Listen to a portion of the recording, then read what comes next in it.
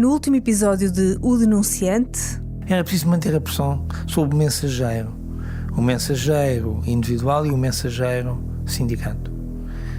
Perante o arquivamento, a decisão de arquivamento, foi feito um pedido de abertura de instrução. Em 2021, o juiz Carlos Delca decide levar Jorge Espírito Santo a julgamento. O julgamento do médico é marcado inicialmente para março de 2022, mas será adiado 3 vezes. Só irá começar no dia 19 de abril de 2023, 4 anos depois de o Hospital do Barreiro ter feito a queixa-crime. Em tribunal, Jorge irá contar a mesma história que ouvimos no primeiro episódio desta série. Mas a juíza irá ouvir também o outro lado da história, a perspectiva do Conselho de Administração do Hospital e das assistentes sociais envolvidas. Estive presente em todas as sessões de julgamento, que era aberto ao público, e mais tarde pedi ao tribunal acesso às gravações do julgamento, em particular ao depoimento do arguido e de testemunhas que eram titulares de cargos públicos na altura e estavam em tribunal nessa qualidade. Pedro Batista Lopes, o ex-presidente do Conselho de Administração do Hospital do Barreiro, e Miguel Guimarães, ex-bastonário da Ordem dos Médicos. E esperei uma resposta durante 5 meses. Tribunal do Barreiro, boa tarde. Bom dia. Estou sim, bom dia. Daqui fala Inês Rocha, sou jornalista do Público. Estou a ligar para saber o estado de um requerimento que fiz. Eu estou a ligar porque tenho feito alguns requerimentos. Já fiz em setembro e em novembro outra vez e não recebi resposta. Já fiz o requerimento em novembro, mas disseram-me que iria para a juíza na sexta-feira. Queria saber se já tem resposta. Já passou o prazo há uma semana. Fica a aguardar então. Vou continuar a aguardar então. Obrigada. No dia 29 de fevereiro deste ano, recebi a resposta: pedido recusado. Porque a testemunha Pedro Batista Lopes se opôs a que as gravações fossem utilizadas. Também o Ministério Público considerou que o pedido devia ser indeferido. Tendo em conta a oposição das duas partes, a juíza decidiu não dar acesso aos áudios. Por isso, nesta série, não vão ouvir sons do julgamento de Jorge Espírito Santo. Mas, como estive presente em todas as sessões de julgamento, vão ouvir transcrições do que se disse em tribunal, lidas pela voz de jornalistas do Público. Fica apenas uma ressalva. Estas são transcrições de apontamentos que fiz durante os depoimentos feitos no julgamento. O tribunal não me concedeu acesso aos áudios, por isso a maneira como serão lidas é apenas ilustrativa e pode não ser 100% fiel àquilo que se disse e à maneira como foi dito na sessão de julgamento. Neste episódio, olhamos então para a versão desta história contada pela administração do Hospital do Barreiro e ouvimos os argumentos apresentados por todas as partes em tribunal. Afinal, Jorge Espírito Santo cometeu ou não um crime?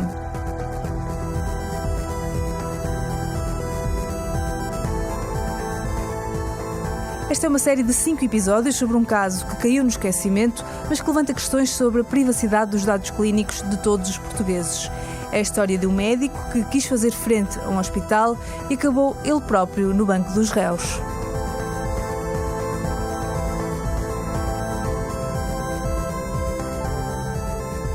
Esta é a série O Denunciante. Eu sou a Inês Rocha. Episódio 4. O julgamento.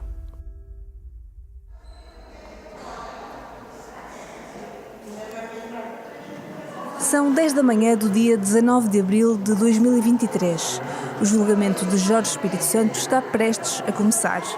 O átrio do Tribunal do Barreiro está composto. Aqui cabem quase todos os envolvidos neste processo, incluindo aqueles que não ouvimos nesta série.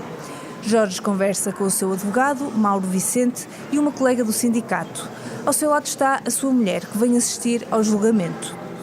A uns metros de distância está Pedro Batista Lopes, o ex-presidente do Conselho de Administração do Hospital do Barreiro, que nesta altura é administrador do Hospital de Setúbal e autor da queixa que trouxe Jorge Espírito Santo a tribunal. Vem depor como testemunha. Daqui a pouco irei abordá-lo. Eu sou Pedro. Bom dia. E irá dizer que não fala comigo. Não vai responder? Estão cá também as duas assistentes sociais cujos registros no S-Clínico chamaram a atenção de Jorge Espírito Santo. São testemunhas no caso. Posso falar uma palavrinha? Abordo-as, mas também recusam prestar declarações. Depois da chamada e de todos entrarem na sala de audiências, às 10h58, o julgamento de Jorge Espírito Santo vai finalmente começar. De forma solene, os 2 advogados vestem a toga, um em cada ponta da sala. O espaço é austero. Toda a área, do chão às paredes e ao teto, está coberto de uma madeira alaranjada. Jorge Espírito Santo está no centro. Na mesa em frente, onde se sentará a juíza, está também o representante do Ministério Público. Quando a juíza Maria João Seródio entra na sala, todos se levantam. A juíza cumprimenta os presentes e senta-se em frente ao arguido. Bom dia, faça o favor de se sentar. Todos voltam a sentar-se, exceto Jorge Espírito Santo. A juíza resume o que o traz ali. O senhor doutor sabe a qualidade em que hoje está em tribunal, não é assim? Na sequência do despacho de pronúncia proferido nos autos, vem pronunciado pelo crime de violação do dever de sigilo. E explica ao arguido que tem o direito de permanecer em silêncio, mas também pode prestar declarações. O arguido diz que quer falar e explica ao tribunal o que o traz ali. No fundo, sou acusado de ter consultado o meu advogado no contexto de uma denúncia que fiz. Nos minutos seguintes, conta à juíza a mesma história que me contou no primeiro episódio, sobre como surgiu a primeira suspeita. O que aconteceu foi que na ficha de um doente meu, internado numa cama do serviço, reparei que tinha havido uma entrada de um profissional não médico com perfil médico. E como alertou o diretor clínico, mas nunca mais recebeu qualquer resposta. No final do depoimento é chamada a primeira testemunha, Pedro Batista Lopes. O antigo presidente do Centro Hospitalar do Barreiro Montijo e autor da queixa que desencadeou este processo, entra na sala de audiências. É então questionado pela juíza e pelo procurador do Ministério Público. Explica que foram os advogados do hospital que perceberam, ao ler o processo que estava a decorrer no DIAP de Lisboa, que Jorge Espírito Santo tinha enviado um print screen de uma ficha clínica para fora da rede interna do hospital e, por isso, o administrador decidiu fazer queixa. Sr. Pedro, quando tomou conhecimento desta questão, o que é que pensou da situação? Achava que a situação merecia contestação, chamada de atenção, esclarecimento? E se teve reação, qual foi, enquanto administrador do hospital? Bem, depois de ter tido conhecimento da leitura dos autos referidos, entendi que havia informação clínica que tinha saído do foro hospitalar para o círculo fora do hospital, circunstância que me pareceu incorreta. E foi a única circunstância que lhe pareceu incorreta? Sim. O procurador do Ministério Público continua a questionar a testemunha. O Sr. Pedro tem noção que houve um relatório elaborado pela Comissão Nacional de Proteção de Dados que concluiu que, de facto, existia uma violação de princípios de minimização de dados, de integridade, de confidencialidade? Tem noção disso? Sim. A juíza pergunta então ao administrador se, antes de apresentar queixa, conversou com o médico que na altura ainda era funcionário do hospital. Confrontaram-no com a situação? Antes de apresentar queixa, confrontaram-no com a situação? Não. Por algum motivo? Não, entendemos que era nosso dever, enquanto representantes do hospital, dar a conhecer ao Ministério Público esta situação. Nesta altura, já depois de ter ouvido o arguido, a juíza procura ouvir a versão do Conselho de Administração sobre o início de todo este processo. Pedro Batista Lopes conta então a história do lado do hospital. Sabemos a versão de Jorge Espírito Santo, que enviou um e-mail de alerta ao diretor clínico e que depois da resposta inicial a dizer que iria avaliar, nunca mais recebeu resposta. Além desta troca de mensagens com o diretor clínico, em que se coloca em causa que médicos possam estar a ceder as suas credenciais para terceiros não médicos acederem ao sistema, teve noção se foi dada mais alguma explicação ao arguido? Não tenho essa informação. O diretor clínico partilhou connosco as diligências que fez. Se as comunicou ou não ao arguido, não sei. Mas na altura ficámos relativamente tranquilos com as diligências que levou a cabo. Então que diligências foram essas e o que tranquilizador resultou das mesmas? Verificámos que os registros tinham sido feitos por uma assistente social na sua utilização legítima.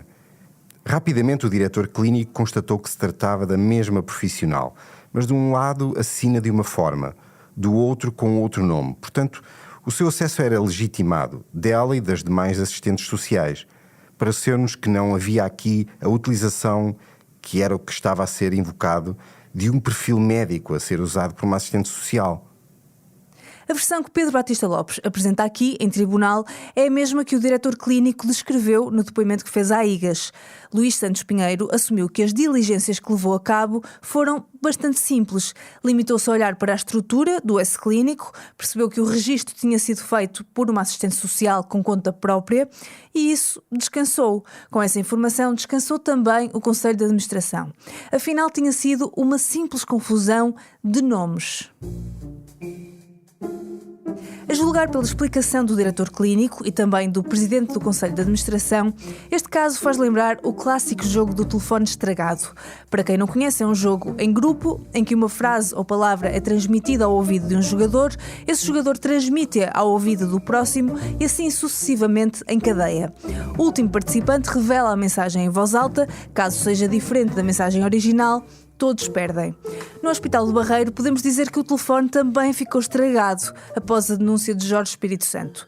Vamos à mensagem original, ao alerta que o médico enviou ao diretor clínico em agosto de 2017. Aqui, para a proteção da identidade da assistente social em causa, vamos dar-lhe um nome fictício: Maria de Lourdes Santos Silva. Jorge Espírito Santo escreve a Luís Pinheiro. A questão que se coloca é de saber como pode ser dado o nível de acesso médico ao S-clínico a um profissional não médico que entra na aplicação com uma identidade de especialista de medicina interna. Esta situação pode pôr em causa o sigilo da informação clínica, pelo que envio esta mensagem para lhe perguntar se é do seu conhecimento esta situação e se sabe quem deu permissão e criou um perfil de identidade para a doutora Lourdes Silva aceder ao S-clínico como profissional médico. Desta mensagem percebemos que a preocupação de Jorge é saber como esta assistente social pode ter um perfil de médico, especialidade de medicina interna. O foco está em quem lhe deu o perfil, ou seja, na estrutura do hospital. Jorge nunca acusa a profissional de forjar o que quer que seja. Mas no print screen em anexo há um pormenor. No topo da janela do S-clínico há um nome, o nome de perfil da profissional no sistema. No caso seria Maria Santos Silva. E em baixo, no fim do texto escrito pela assistente social, há uma assinatura com outro nome, neste caso Lourdes Santos Silva. É uma discrepância de nomes muito comum em qualquer organização em Portugal, onde as pessoas têm mais do que um nome próprio e vários apelidos. Mas, ao ver o print screen, a hipótese que o diretor clínico coloca é de que a assistente social tivesse usado a password de uma médica com um nome parecido. As diligências que faz são com base nesta hipótese. A partir daí, os mal-entendidos sucedem-se. Em tribunal, a assistente social Maria de Lourdes Silva conta à juíza que um dia foi chamada ao gabinete do Conselho de Administração e fizeram-lhe uma pergunta estranha. Fui chamada ao Conselho de Administração para me perguntarem quem era a Maria Silva. E eu disse: a Maria Silva sou eu. Foi chamada assim? Sim, chamaram-me ao Conselho de Administração depois de ter havido uma queixa de alguém de que eu estava a utilizar uma password de uma médica chamada Maria Silva. E eu disse: Maria Silva sou eu. Sabemos que aqui o telefone já está estragado. Jorge nunca acusou a assistente social de usar o perfil de outra pessoa. Portanto, nem o Conselho de Administração tinha noção do nome completo da doutora, ou não tinha presente? Sim, eu sou Maria, mas desde criança que me chamam Lourdes. E responde profissionalmente por Lourdes, não é? Sim. Portanto, haveria notícia de que a doutora Maria estaria a usar a password da doutora Lourdes. Sim. Que eram a mesma pessoa. Sim. Ao sentir que a estavam a acusar de algo grave, a assistente social seguiu do gabinete do Conselho de Administração para o de Jorge Espírito Santo. No próprio dia, dirigi-me ao gabinete de Jorge Espírito Santo e perguntei-lhe se sabia qual o meu nome, como é que me chamava. E ele disse: Lourdes. Mas porquê é que me está a perguntar isso? E eu disse: é só para o informar que me chamo Maria de Lourdes Silva. Só isto. No depoimento que faz à IGAS, Luís Santos Pinheiro reduz o caso a isto, a uma mera confusão de nomes, um conflito entre colegas. Dá a entender que a confusão que Jorge fez seria facilmente esclarecida através de uma conversa com um colega que conhecia há vários anos. Foi exatamente o que Pedro Batista Lopes disse também à juíza. Portanto, esta alerta do doutor não tinha razão de ser. A senhora tinha perfil próprio, que não era médico. Sim. E, aliás, a assistente social trabalha há longos anos com o arguido na mesma equipa multidisciplinar, na unidade de oncologia.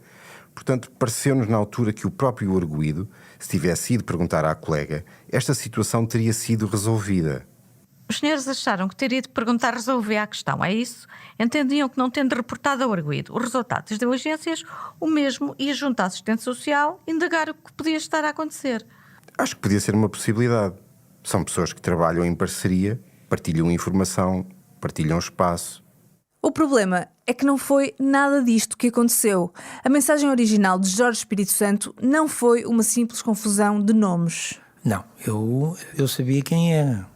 Ou seja, No fim do registro há uma identificação feita pela própria e, portanto, eu percebi quem era. Não é o caso. A questão nunca foi essa. A questão foi que a forma como foi feito o acesso ao S-clínico é própria de um médico. E foi essa a minha percepção. Foi por isso que lhe chamou perfil falso, porque ela não devia ter altura, um perfil chamei-lhe de médico. Sim, porque o perfil não foi falsificado, adulterado, a pessoa não fez batota.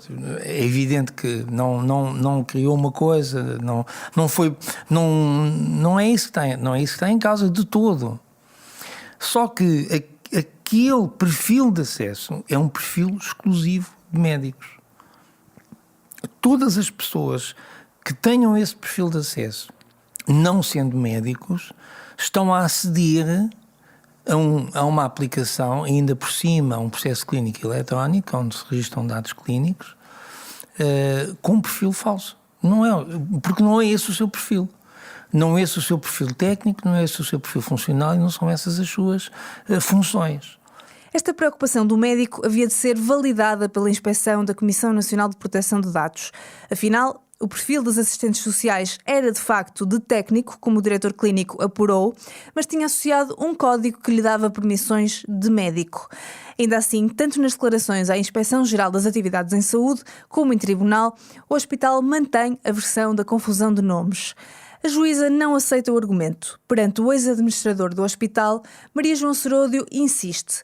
As diligências feitas pelo diretor clínico, aparentemente tranquilizadoras, nunca chegaram a ser comunicadas a Jorge Espírito Santo. A última resposta que o médico teve dizia que, numa análise preliminar, o que parecia é que teria sido o médico a ceder a sua password à assistente social. O senhor doutor tinha a noção de que a última notícia que o arguido teve é que o diretor clínico colocava a hipótese de um médico estar a facultar o seu perfil ao não médico? Esse foi o motivo de investigação do diretor clínico. Pronto, mas o senhor diretor clínico é que fornece essa explicação. O arguido não fornece essa explicação. É neste momento que fica evidente a grande contradição das explicações do Conselho de Administração em relação a este caso. Pedro Batista Lopes diz que as diligências de Santos Pinheiro foram tranquilizadoras porque ninguém estava a usurpar perfis. O problema é que nunca foi essa a hipótese colocada por Jorge. Foi sim a hipótese colocada por Luís Pinheiro. A hipótese colocada pelo arguido não é essa. A hipótese que o arguido coloca é que tenha sido criado para a doutora Lourdes um perfil médico. E o doutor Pinheiro responde: numa análise preliminar, não é isso que me parece. Parece-me que há um médico que faculta o seu perfil à doutora Lourdes. Vou tentar perceber porque é que a doutora não usou o seu próprio perfil. Está a ver, doutor? Não sei que comunicação o diretor clínico estabeleceu com o arguido. Mas, doutor, o senhor juntou ao processo, o senhor assinou a queixa e juntou um documento. É desse documento que estou a falar. Tinha a noção do teor completo das mensagens? Sim, recordo-me desses dois factos. 1. De ter sido colocada essa questão pelo arguido. 2. De o diretor clínico ter ficado preocupado com aquilo que ouviu. Recordo-me que tomou diligências para apurar os factos. Em que termos é que apurou e o que é que pronunciou ao arguido, não sei. Portanto, tanto quanto se sabe, a última coisa que foi transmitida ao arguido foi que iam indagar e que havia a possibilidade de um médico facultar o seu perfil. Sim. Muito bem. Como sabemos, é esta troca de e-mails sem resposta que Jorge vai encaminhar para o advogado Jorge Mata. E é este e-mail que vai dar origem à queixa do Hospital do Barreiro. Mauro Vicente, o advogado do arguido, questiona a testemunha sobre uma contradição que encontrou neste caso. Soutor, pedia que lesse esse documento apenas para tentar perceber se esse é o documento que o Soutor referiu ao seu procurador quando disse que em reunião do Conselho de Administração teve conhecimento do e-mail que foi dirigido ao diretor clínico. Se é esse documento em concreto de que estamos a falar. Da memória que tenho, acho que é este o e-mail. É esse o documento? Parece-me que sim. Muito obrigado. O Soutor, então pergunto o seguinte. O Soutor disse que era administrador hospitalar. Qual era a função que exercia à data dos factos? Era presidente do Conselho de Administração. Presidente do Conselho de Administração. Portanto, representava o hospital, grosso modo. É isso? Exatamente. Mandatário do hospital, posso dizer assim? Sim. Muito bem. Ó, Soutor, os administradores hospitalares, em concreto o Presidente do Conselho de Administração, têm acesso à informação clínica dos doentes? Não. Porquê, Soutor?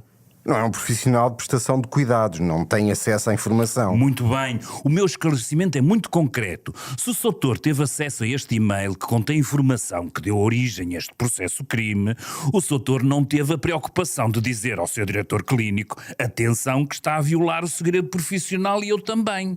Não teve essa preocupação? O senhor não é médico. Não sou médico, Está não. a perceber a minha questão? Sim. Este processo existe porque o senhor entendeu que o doutor contactou com o seu mandatário e pediu esclarecimentos jurídicos. É disso que estamos a falar. O doutor não é médico, não tem acesso aos processos clínicos e, no entanto, afirmou aqui perentoriamente que numa reunião do Conselho de Administração o seu diretor clínico médico lhe transmitiu informação clínica que está na base deste processo de violação de segredo. Isso para si não lhe causou impressão? Na altura não causou impressão. Porque é mandatário do hospital? Não, porque tinha o diretor clínico, estava a colocar uma questão que era importante e, portanto... Não viu nenhum problema. O caso do Soutor, que está aqui como arguido, também tinha uma questão a colocar ao seu advogado. Achou que isso era censurável e a sua atuação não, é isso? O que achei censurável na altura foi que a informação tenha saído do circuito do hospital para fora. Isso preocupou-me.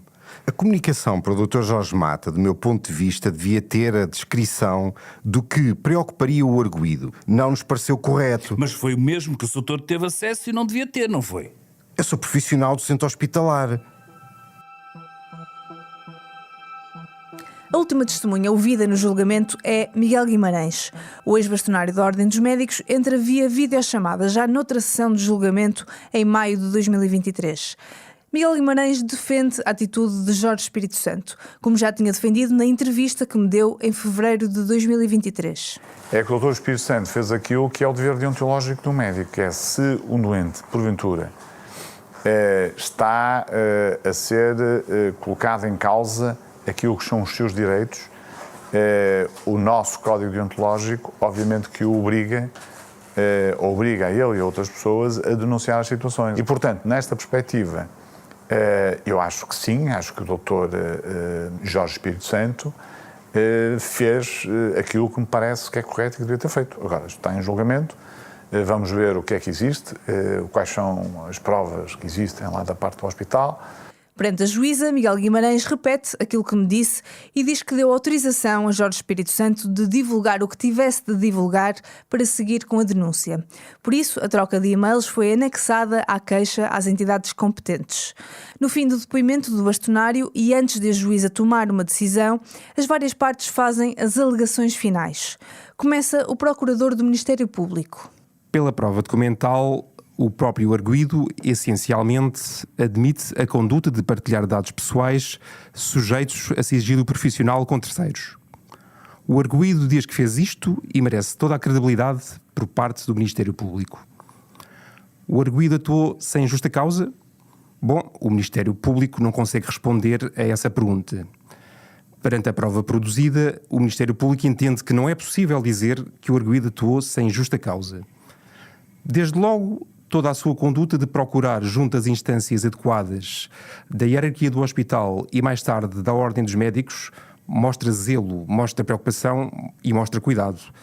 Mostra, bem, o desejo, se calhar, de que todos os profissionais atuassem assim. Se atuou com motivos éticos reprováveis, eventualmente, não tem dignidade penal, nem constavam da acusação, portanto, não interessa.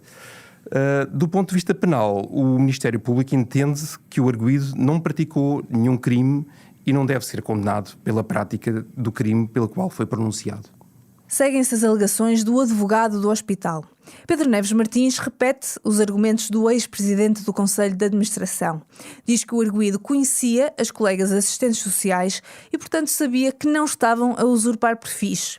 E afirma que Jorge não aguardou uma resposta formal do Conselho de Administração antes de avançar com a denúncia. Mas sabemos que se passaram 8 meses desde essa comunicação até à denúncia. Pedro Neves Martins continua. Não se pode, a nosso ver, aceitar que, para recorrer a aconselhamento jurídico, fosse ele qual fosse, o arguido tivesse de romper conscientemente o sigilo profissional a que estava obrigado como médico e não pudesse, ao invés, ter elaborado ou remetido uma exposição suficientemente descritiva ao mandatário do sindicato, desacompanhada de revelações, quer de quaisquer comunicações internas do Centro Hospitalar de Barreiro de Montijo, quer desacompanhada de quaisquer dados pessoais dos utentes, nem que fosse por mera cautela. E assim é merecida a nossa total censura e pedimos também a deste Tribunal. O arguido não pediu consentimento ao titular destes dados para a respectiva revelação, sobrepondo o que foi o seu processo de intenções, justificado ou não, na sua ótica, aos seus deveres profissionais, legais e deontológicos para com o utente. E por fim, as alegações do mandatário do arguido. Mauro Vicente começa com uma provocação. Apetece-me dizer, e vou dizer, que estamos perante um processo kafkiano. E porquê? Porque, em última instância, estaríamos aqui neste momento quase sobre a égide e a espada do direito. E para quem é crente, a rezar ao Senhor para que o Senhor, digno representante do Ministério Público, não extraia imediatamente certidão de tudo o que se passou nesta audiência de julgamento. E porquê? Porque todos nós violamos o segredo profissional. Objetivamente fizemo-lo. Fizemo-lo porque tivemos acesso a elementos pessoais que constam do processo. Perante o Tribunal, Mauro Vicente afirma que seria impossível Jorge estar a praticar um crime, uma vez que só tratou deste caso entre médicos, o bastonário da Ordem dos Médicos, os médicos do sindicato, todos abrangidos por segredo profissional. Depois dirige-se diretamente ao advogado do hospital, Pedro Neves Martins. E finalmente fica-lhe muito mal. Era o que mais faltava se o arguido violasse segredo profissional, se contactasse nos termos constitucionalmente consagrados com um advogado para defender os seus interesses e um interesse de natureza pública. Aliás, não quero dar ideias, mas a testemunha Dr. Pedro Batista Lopes não é médico e, no entanto, teve acesso a essa informação. Mas essa informação veio do diretor clínico médico, mas confessou que este documento foi analisado numa reunião com não médicos. E pasme-se, contratou o ilustro colega, enquanto advogado, para patrocinar uma ação contra um médico. Exatamente o mesmo procedimento que o Dr. Jorge Espírito Santo faz. Provavelmente estamos perante um potencial arguido. O advogado conclui. Era o que mais faltava se denúncias e exercícios de direito em prol da comunidade e do interesse público preenchessem este ilícito. Muito mal e ao Estado de Direito democrático. Muito obrigado. Ao ouvir Mauro Vicente, tornou-se óbvio para mim que este processo tem de facto algo de kafkiano. A verdade é que a vontade de denunciar uma violação de dados de utentes no Hospital do Barreiro fez com que Jorge violasse os dados de um utente. Depois, o Conselho de Administração, vendo essa violação, quis denunciar o médico e, ao fazê-lo, teve exatamente o mesmo procedimento. Fez com que os dados daquele utente fossem acedidos pelos advogados do hospital, pelos procuradores do Ministério Público, por funcionários judiciais e abriu portas a que jornalistas como eu pudessem querer consultar o processo, que inclui exatamente os dados que se queriam ocultar. E, no limite, logo no início, o próprio Conselho de Administração não poderia ter visto a comunicação feita por Jorge ao diretor clínico, com um print screen com dados de um utente, porque é constituído por profissionais não médicos. No meio disto tudo, o que é que pesará mais para o Tribunal? Será que Jorge Espírito Santo deve ser responsabilizado pelo que fez? Neste caso, o objetivo do médico, proteger os dados dos utentes de todo o hospital, justificará os meios que utilizou? É isso que vamos descobrir no próximo episódio. Só consigo fazer esta leitura dia 19 de junho, segunda-feira. É conveniente? No próximo episódio vamos conhecer a decisão do Tribunal. Tiramos conclusões sobre este processo e sobre como ficam os nossos dados num Serviço Nacional de Saúde muito mais digital, quando o nosso processo clínico for acessível por públicos, privados, setor social e até por outros países da União Europeia. O Denunciante é um podcast da autoria da jornalista Inês Rocha para o Jornal Público. O trabalho teve o apoio de uma bolsa de investigação jornalística da Fundação Calouste Gulbenkian. Neste episódio, ouvimos os depoimentos feitos em tribunal na voz de Ana Henriques, Sérgio Gomes, Samuel Alemão, também Paulo Narigão Reis, David Pontes e Camilo Soldado. A sonoplastia e a música original é de José Martins Polónia. A coordenação é de Patrícia Jesus. Se gostou deste episódio, não deixe de seguir o Denunciante na sua aplicação preferida. Este podcast é apoiado pela LTP Labs, uma empresa comprometida com a integridade dos dados que recolhe e trabalha para os seus parceiros.